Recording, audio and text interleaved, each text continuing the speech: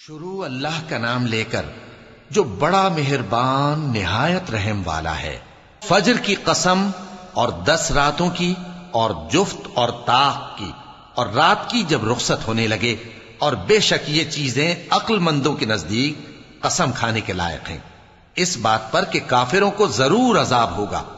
کیا تم نے نہیں دیکھا کہ تمہارے پروردگار نے قوم عاد کے ساتھ کیا کیا، جو ارم کہلاتے تھے، دراز قد مانند ستونوں کے، کہ تمام ملک میں ایسے پیدا نہیں ہوئے تھے؟ اور سمود کے ساتھ کیا کیا، جو وادی قرا میں چٹانیں تراشتے تھے؟ اور فرعون کے ساتھ کیا کیا، جو خیمے اور میخیں رکھتا تھا؟ یہ لوگ ملکوں میں سرکش ہو رہے تھے، پس ان میں بہت سی خرابیاں کرتے تھے، تو تمہارے پروردگار نے ان پر عذاب کا کوڑا برسا دیا۔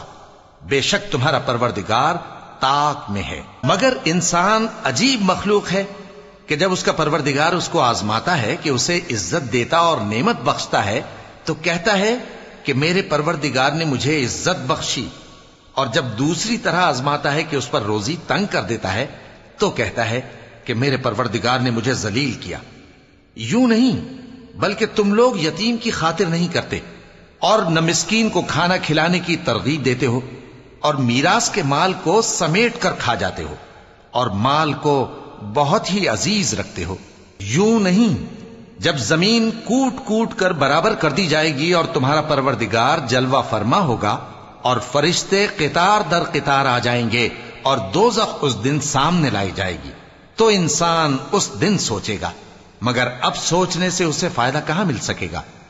کہے گا کاش میں نے اپنی اس زندگی کے لیے کچھ آگے بھیجا ہوتا، تو اس دن نہ کوئی اللہ کے عذاب کی طرح کا عذاب دے گا اور نہ کوئی اس کے جکڑنے کی طرح جکڑے گا۔ اے اطمینان والی جان، اپنے پروردگار کی طرف لوٹ چل، تو اس سے راضی، وہ تجھ سے راضی، سو تو میرے خاص بندوں میں شامل ہو جا اور میری بہشت میں داخل ہو جا۔